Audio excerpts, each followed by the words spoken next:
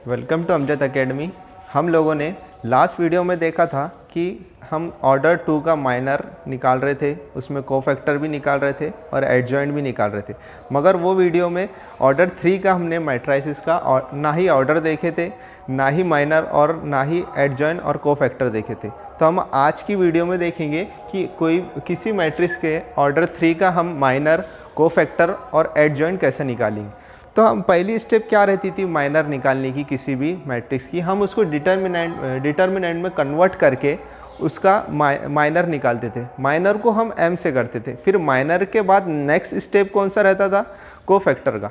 Cofactor को हम सी आई जे से रिप्रेजेंट करते थे। फिर कोफैक्टर के बाद नेक्स्ट स्टेप क्या रहती थी, एडजॉइंट। तो किसी भी मैट्रिक्स का डिटर्मिनेंट हमको अगर निकालना है, समझो आपको बोला एडजॉइंट निकालने के लिए, तो एडजॉइंट से पहले कोफैक्टर आपको मालूम होना चाहिए, फिर कोफैक्टर के बाद से पहले आपको माइनर मालूम होना चाहिए। तो हम आज स्टार्ट करेंगे ऑर्डर 3 के मैट्रिक्स का माइनर कैसे निकालेंगे। तो हमने ऑर्डर 2 का हमने देखे थे डिटर्मिनेंट का कि हम उसको क्रॉस मल्टीप्लाई करके उसका माइनर निकाल लेते थे। मगर हम आज ऑर्डर 3 का मैट्रिसेस का देखेंगे। तो हम इसका पहले माइनर निकाल लेंगे ऑर्डर 3 का, फिर माइनर के बाद कोफैक्टर के बाद एडजॉइंट। तो हम ये निकालेंगे। और ये किसी भी मैट्रिक्स का हमने देखे थे, अगर हम डिटर्मिनेंट लिए और माइनर निकाले तो जो ऑर्डर 3 का है, तो हम जब माइनर निकालेंगे तो डिटर्मिनेंट उसका क्या आ जाएगा, n-1। तो वैसे ही हम देखेंगे ऑर्डर 3 का। तो हम पहले मैट्रिक्स का माइनर निकाल लेंगे। तो हम माइनर को m11, मतलब हम माइनर 3 का हमने क्या करे थे, ऑर्डर 2 का अगर निकालने का तो हम क्रॉस मल्टीप्लाई करके उसका हो जाता था। मगर हम ऑर्डर 3 का निकालेंगे तो हम समझो 1 का माइनर निकालेंगे, 1 का। तो 1 में जो पहली रो रहेंगी और फर्स्ट कॉलम रहेंगी और फर्स्ट रो रहेंगी, वो हमको हाइड करके जो ये बचेगा उसका डिटर्मिनेंट ले लेना है। 5 2 2 3। अब हम इसको सॉल्व कर लेंगे। ये आ जाएगा 15, ये आ जाएगा 4 -4, तो ये आ जाएगा 11। अब हम निकालेंगे m12। m12 क्या आएगा, ये हम इसका माइनर निकालेंगे। तो इसकी रो और कॉलम हम हाइड कर देंगे, तो जो बचे हुए एलिमेंट है हम उसका डिटर्मिनेंट ले लेंगे। तो ये बचे हुए एलिमेंट का डिटर्मिनेंट क्या आ जाएगा, 4 2 1 3। हम इसको क्रॉस मल्टीप्लाई कर लेंगे। ये हो जाएगा 12 -2, तो ये हो जाएगा 10। अब हम निकालेंगे माइनर 3 का माइनर हम निकालेंगे। तो 3 का माइनर निकालेंगे तो ये जो एलिमेंट का रो रहेंगे, कॉलम रहेगा और रो रहेंगी, हम उसके एलिमेंट को हाइड करके ये जो बचेगा, ये जितना भी डिटर्मिनेंट बचेगा हम वो ले लेंगे। तो हम ले लेंगे A13, उसका डिटर्मिनेंट क्या आ जाएगा, 4 5 1 2। तो ये हो जाएगा 8 -5, ये हो जाएगा 3। अब हम वैसे ही कंटिन्यू m21 का निकाल लेंगे, माइनर 21 का माइनर निकाल लेंगे। तो ये क्या आ जाएगा, 2 3 2 3। अब इसको क्रॉस मल्टीप्लाई करेंगे अगर, ये हो जाएगा 6 -6, तो ये हो जाएगा 0। वैसे ही हम कंटिन्यू करेंगे, m22 का निकाल लेंगे। m22 का अगर ये एलिमेंट निकालेंगे हम m22 का, तो ये रो और कॉलम हाइड हो जाएंगी। जो बचे हुए एलिमेंट रहेंगे हम उसको डिटर्मिनेंट में ले लेंगे एज इट इज़ 1 3 1 3। तो इसका क्रॉस मल्टीप्लाई अगर हम करें 3 -3, तो ये आ जाएगा 0। अब हम नेक्स्ट ले लेंगे m23 का डिटर्मिनेंट। 23 का क्या आ जाएगा, ये 1 2 1 2 1 2 1 2, तो ये बेसिकली 0 आ जाएगा। अब हम लेंगे लास्ट m31। m31 का क्या आ जाएगा, ये रो और कॉलम हाइड होके जो बचेगा हम उसको डिटर्मिनेंट में कन्वर्ट कर देंगे, तो देंगे 5 2। अब ले लेंगे हम इसको सॉल्व कर लेंगे। 4, ये हो जाएगा -15, तो ये हो जाएगा 11 -11। इसको मैं और बड़ा लिख देता हूँ, -11। अब हम नेक्स्ट कंटिन्यू करेंगे 3 2। अब हम निकाल लेंगे इसका डिटर्मिनेंट। ये हो जाएगा रो, कॉलम हेड हो गया 1 4 3 2, 1 4 1 4 3 2 3 2। तो ये हम इसको सॉल्व कर लेंगे। 2 ये हो जाएगा -12, तो हो जाएगा -10। अब हम लास्ट निकाल लेंगे माइनर M33 का। M33 का इसका माइनर निकालेंगे तो ये ये कॉलम और ये रो हम हाइट डिलीट करके जो बचे वाले एलिमेंट है वो लिख डालेंगे। 1 2 4 5, ये हो जाएगा 5 -8, ये हो जाएगा -3। अब हमने निकाल दिया मैट्रिक्स का डिटर्मिनेंट में कन्वर्ट करके माइनर। अब हम निकालेंगे किसी भी माइनर के बाद हमारा नेक्स्ट स्टेप क्या रहेगा, कोफैक्टर का। तो कोफैक्टर का हमारा जो फॉर्मूला रहता है Cij equal to -1i + j, और ये यहाँ जो रहेगा वो माइनर का माइनर की वैल्यू रहेगी। मतलब ये इतना पार्ट जो रहेगा कोफैक्टर का रहेगा। बस इसमें ऐड मल्टीप्लाई अगर हमने माइनर अगर कर दिए तो वो हमारा हो जाएगा कोफैक्टर। अब हम निकालेंगे कोफैक्टर। तो ये आपको समझाने के लिए मैं ये फॉर्मूला यहीं रखता हूँ। अब हम देखेंगे कोफैक्टर। कोफैक्टर हम निकालेंगे C11, मतलब -1 1 1 अगर हम निकालेंगे तो 1 + 1। अब माइनर 1 1 क्या आ जाएगा, माइनर हमारा 1 1 11 आया था, 11। तो हम इसको आगे फर्दर सॉल्व करेंगे। तो ये इवन इसका वो इवन वैल्यू आ जाएंगी। तो जो भी इवन रहेंगी, समझो हम करते थे इसको -1 × 1, तो ये आ जाती 1। तो हम इसको वैसे करेंगे तो ये 1 आ जाएंगे, इसको 1 से मल्टीप्लाई करेंगे तो 11। अब हम निकालेंगे C12, 1 × 1 + 2। अब M12 क्या आ गया था हमारे पास, M12 आ गया था 10, तो हम ले लेंगे 10। अब बेसिकली और इसका पावर ऑड आ गया, तो हम इसको ले लेंगे -10। अब हम ले लेंगे 1 3, ये जो 1 + 3 × ये हमारा माइनर 1 3 क्या आ गया था, 1 3 हमारा माइनर आया था 3। तो ये इसका इवन ऑर्डर है, तो हम ले लेंगे 3। हम वैसे ही आगे कंटिन्यू करते जाएंगे। 2 1 हम ले लेंगे, 2 + 1 × हमारा माइनर क्या आ गया था 2 1, ये आ गया था 0। अब करेंगे ये 0 आ जाएंगे। देखेंगे C22 हम निकालेंगे, C22 ये हो जाएगा -1 2 + 2। अब C22 हमारा माइनर क्या है, C22 ये हो जाएगा 0, तो ये हम इसको 0 लिख देंगे। अब निकालेंगे हम C23 माइनस, ये हो जाएगा 2 + 3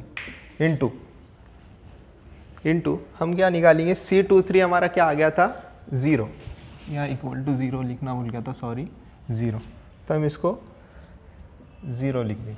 अब हम निकालेंगे C31 हम ले लेंगे -1 3 + 1 इंटू C31 का माइनर क्या था -11, तो ये हो जाएगा माइनस इंटू माइनस अगर हम करें तो ये हो जाएगा 11।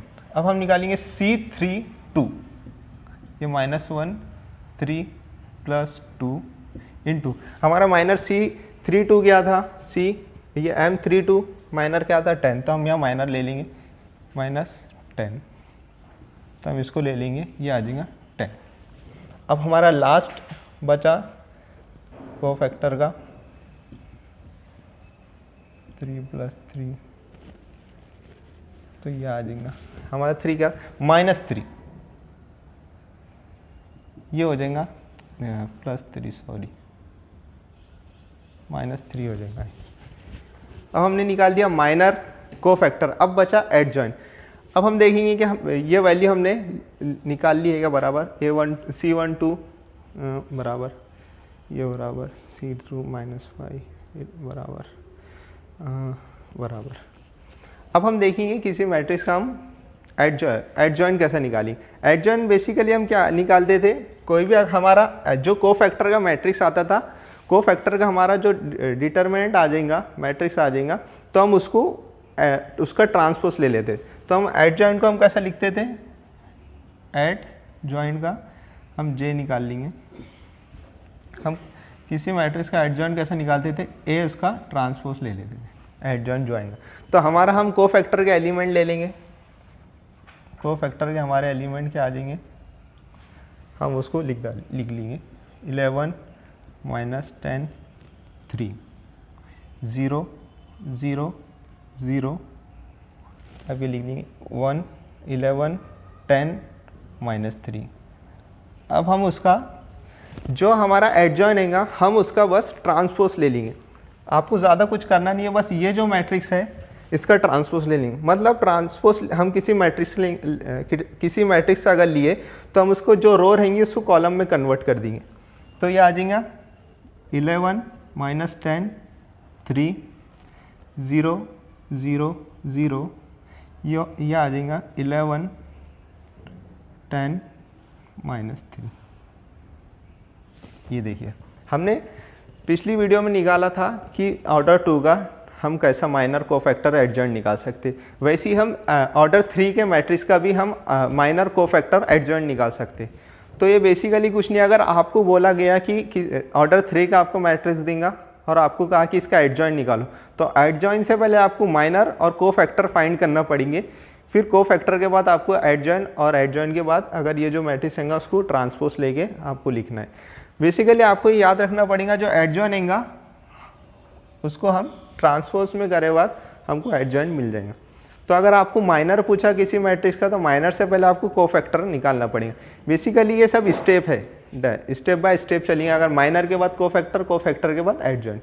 अब हम देखेंगे कि किसी भी मैट्रिक्स का inverse of a matrix, stop करो, अरे ये हमसे एक मिस्टेक रह गई थी, हमारा यहाँ हमने इसको माइनस से मल्टीप्लाई करेंगे तो ये हो जाएगा 1, तो यहाँ 11 -11 देगा, तो यहाँ मैट्रिक्स में हमारा क्या आ जाएगा -11, और हम अगर ट्रांसपोज लिए तो ये -11 यहाँ आ जाएगा। बस इतनी सी एक मिस्टेक थी, आप इसे करेक्ट कर दीजिए। अब हम स्टार्ट करेंगे 2.2 की इंट्रोडक्शन। तो हमारे को इंट्रोडक्शन में दिया हुआ है कि इन्वर्स ऑफ अ मैट्रिक्स, हम किसी भी मैट्रिक्स को इन्वर्स कब बोलेंगे। मान लीजिए और इन्वर्स ऑफ मैट्रिक्स अगर हम लिए तो वो स्क्वायर मैट्रिक्स पे ही एग्जिस्ट होगा, हम रेक्टेंगुलर पे क्यों नहीं होता देखेंगे। मगर हम अगर दो मैट्रिक्स लिए और उसका मल्टीप्लाई करें और वो सेम ऑर्डर का आ जाए तो हम उसको इन्वर्स ऑफ मैट्रिक्स बोलेंगे। तो आपकी जादुई बुक में हमको क्या दिया हुआ है मैट्रिक्स, हम देख लेंगे। पहले हमको दिया हुआ है A 2 3 2 3 और 1 2, ये एक दिया, और मैट्रिक्स B क्या दिया हुआ है आपको 2 -3 और क्या दिया हुआ है -1 2। अगर मैं उसका स्टेटमेंट है, अगर मैं A इंटू B या B इंटू A अगर करूँ और वो सेम ऑर्डर का आ जाए, मतलब आइडेंटिटी मैट्रिक्स आ जाए। हमने बेसिक वीडियो में देखा था कि आइडेंटिटी मैट्रिक्स हम किसको बोलेंगे, जिसके डायगोनल एलिमेंट 1 रहेंगे और बाकी सब 0 रहेंगे, ये रहेगा आइडेंटिटी मैट्रिक्स। अगर मैं A इंटू B करूँ या B इंटू A करूँ, अगर वो आइडेंटिटी मैट्रिक्स आ जाए तो हम उसको इन्वर्स ऑफ मैट्रिक्स बोलेंगे। मतलब A इसका हम इसको कैसा लिखेंगे, इसको हम ऐसा लिखेंगे A inverse of equal to I, हम इसको ऐसा भी लिख सकते या हम इसको ऐसा भी लिख सकते। बेसिकली हम इसको किसी भी नंबर से अगर हम डिवाइड करेंगे तो हमारे को आइडेंटिटी दे देंगे। मतलब हम ले लेंगे 1/, हम इसको कैसा करते थे, ये हो गया तो ये आइडेंटिटी 1 आ जाती थी। मगर मैट्रिक्स में डिवाइड का कोई रूल नहीं है, कोई हैच नहीं, मतलब उसका वजूद ही नहीं है। उन्हें बोलता हमको ऐसा मत लिखो, ये इसके अलग नखरे। हालांकि हम इसको ऐसा भी लिखे तो चलता, हालांकि ये 1/2 ही इसका मतलब होगा रेसिप्रोकल अगर लिए। तो मैट्रिक्स आप क्या बोलते, इसको डिवाइड में ना लिखते हुए आप ऐसा लिखो, तो ये मैट्रिक्स आपने बोले ऐसा लिखो तो हम लिख डालेंगे। अब हम देखेंगे कि ये अगर किसी मैट्रिक्स A है, समझो A मैट्रिक्स है, अगर हमने वही मैट्रिक्स का अगर इन्वर्स के साथ मल्टीप्लाई कर दिए तो हमें सेम आइडेंटिटी मैट्रिक्स दे देगा। तो हम देखेंगे, हम अगर ये मैट्रिक्स का इसके साथ अगर मल्टीप्लाई करें तो उसका आइडेंटिटी मैट्रिक्स आती है या नहीं देखेंगे। तो हम ले लेंगे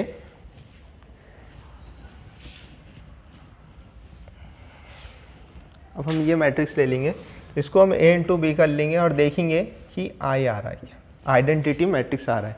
तो हम क्या ले लेते, किसी मैट्रिक्स को मल्टीप्लाई करना है तो R1 C1 R1 C2 R2 C1 R2 C2, किसी भी मैट्रिक्स को हम मल्टीप्लाई करते थे तो रो और कॉलम वाइज चलते थे अगर सेम ऑर्डर रहा। तो हम a इंटू बी ले लेंगे, तो ये हो जाएगा 2 4 माइनस ये हो जाएगा 3, ये हो जाएगा -3। अब ये ले लेंगे -6, ये हो जाएगा +6। अब हम ले लेंगे ये वाली रो, ये ले लेंगे रो और चलेंगे कॉलम वाइज, तो हो जाएगा 2 1 2 -2। अब ले लेंगे -3 ये हो जाएगा +4। तो हम अगर इसको सॉल्व करें तो ये आ जाएगा 1 0 0 1। ये देखिए हमने ये इन्वर्स इसका क्या रहेगा b, समझ मतलब इसका मैट्रिक्स A का इन्वर्स रहेगा B। तो हम किसी भी मैट्रिक्स अगर उसके इन्वर्स के साथ मल्टीप्लाई करें तो अगर हमको वो आइडेंटिटी मैट्रिक्स दे दिए तो हम B इसका इन्वर्स बोलेंगे। वैसे ही अब हम A इंटू बी करा था और अब हमको करना पड़ेगा B इंटू A। तो हम देख लेंगे B इंटू A अगर करें तो उसका आइडेंटिटी मैट्रिक्स आता है या नहीं। अब हम ले लेंगे B इंटू A, मतलब ये वाला मैट्रिक्स की रो और इसका कॉलम। तो हम सॉल्व कर लेंगे, B इंटू A ले लेंगे हम लोग। अभी देखिए ये आ जाएगा 2, ये आ जाएगा 4। इसको आपको अगर कंफ्यूजिंग हो रही होगी तो मैं इसको एज इट इज़ यहाँ उतार देता हूँ। P ये देखिए 2 -1 -3 2, और A वाला कौन सा रहेगा 2 3 1 2। अब हम इसको मल्टीप्लाई कर देंगे और देखेंगे कि उसका इन्वर्स एग्जिस्ट होता है या नहीं। अब हम ले लेंगे B इंटू A, ये देखिए 4 -3 ये हो गया। अब हम ले लेंगे 2 1 2 -2 1 2 -6 सॉरी। अब हम ले लेंगे 6 -6।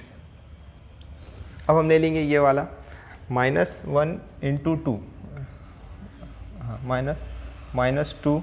अब ले लेंगे +2। अब हम ये ले लेंगे ये वाली कॉलम -3 +4। अब हम देखेंगे ये क्या आता है, -1 ये आ जाएगा 6 -6 0, ये हो जाएगा 0, ये आ जाएगा 1। ये देखिए सेम ऑर्डर के अगर हम किसी मैट्रिक्स के साथ मल्टीप्लाई करें इन्वर्स के साथ तो हमको आइडेंटिटी मैट्रिक्स दे देगा। अब हमने स्टार्टिंग में कहा था कि सिर्फ ये स्क्वायर मैट्रिक्स में इन्वर्स उसका एग्जिस्ट भी कर सकता है, नहीं भी कर सकता, मगर रेक्टेंगुलर में तो करेगा ही नहीं। रेक्टेंगुलर में क्यों नहीं करेगा, आपको ये स्टेप ध्यान रखना होंगी। A इंटू बी और B इंटू अगर A करे और सेम ऑर्डर का आ जाए तो हम इसको इन्वर्स मैट्रिक्स बोली। अगर मैं रेक्टेंगुलर ले लूँ 3 इंटू 2 और मैं ले लूँ B 2 इंटू 3, इसकी मल्टीप्लाई तो हो जाएंगी मगर इसका ऑर्डर क्या आ जाएगा 3। A इंटू बी का ऑर्डर हमारे को क्या आ जाएगा 3 ऑर्डर। अब मान लीजिए मैंने B इंटू A करा 3 इंटू 2, तो इसकी मल्टीप्लाई तो पॉसिबल होंगी मगर इसका ऑर्डर क्या आ जाएगा B इंटू A का 2 इंटू 2 का। अब देखिए A इंटू बी हमारा क्या किस ऑर्डर का आ गया 3 इंटू 3 का ऑर्डर का आ गया, और B इंटू A हमारा क्या आ गया 2 इंटू 2 का। अब ये इसके ऑर्डर ही मैट्रिक्स से सेम नहीं आएंगे तो हम इसको इक्वल टू कैसा बोलेंगे। इसलिए रेक्टेंगुलर मैट्रिक्स में कभी इन्वर्स एग्जिस्ट होगा ही नहीं, सिर्फ और सिर्फ स्क्वायर मैट्रिक्स में एग्जिस्ट होगा। और स्क्वायर मैट्रिक्स के बाद अगर आपको किसी मैट्रिक्स का इन्वर्स निकालने को कहा गया तो आप मैट्रिक्स का उसका मैट्रिक्स का जो रहेगा वो उसका डिटरमिनेंट नॉट इक्वल टू 0 रहना। मतलब हम अगर ये मैट्रिक्स का इन्वर्स निकालने को कहा गया आपको, तो इसका पहले हम डिटर्मिनेंट चेक कर लेंगे कि इक्वल टू 0 आ रहा है या नहीं। नॉट इक्वल टू 0 आना, तो हम इसका डिटर्मिनेंट चेक कर लेंगे 2 3 1 2। हम इसका क्रॉस मल्टीप्लाई करेंगे 4, मैं इसको नीचे लिख देता हूँ, 4 माइनस 3, तो ये इसका आ जाएगा 1। तो ये मैट्रिक्स का नॉट इक्वल टू 0 आ रहा। अगर आपको किसी मैट्रिक्स का इन्वर्स निकालने को कहा गया, तो सबसे पहले आपको देखना पड़ेगा कि उसका डिटर्मिनेंट नॉट इक्वल टू 0 आ रहा है या नहीं। अगर 0 आया तो आप उसको वहीं रोक दीजिए, आगे मत बढ़िए। और अगर नॉट इक्वल टू 0 आ रहा तो आप उसका इन्वर्स एग्जिस्ट कर सकते। तो हमने आज की वीडियो में देखा था कि हम इन्वर्स मैट्रिक्स को कैसे निकालेंगे, मतलब a इंटू बी या b इंटू ए अगर करें और सेम ऑर्डर के हमको आइडेंटिटी मैट्रिक्स मिल जाए तो हम उसको इन्वर्स ऑफ मैट्रिक्स बोलेंगे। अब नेक्स्ट वीडियो में हम देखेंगे 2 टाइप के अभी मैट्रिक्स बचे हुए हैं, हम वो नेक्स्ट वीडियो में देखेंगे। तो आप इसको देखिए अच्छे से, और कुछ आपको अगर कुछ प्रॉब्लम रही या कुछ हमसे गलती से मिस्टेक हो गई तो आप कमेंट बॉक्स में हमें बता सकते हैं कि आपसे यहाँ गलती हुई। Thank you. और अपने दोस्त अहबाब में इसको शेयर करिए और सब्सक्राइब करिए। Thank you.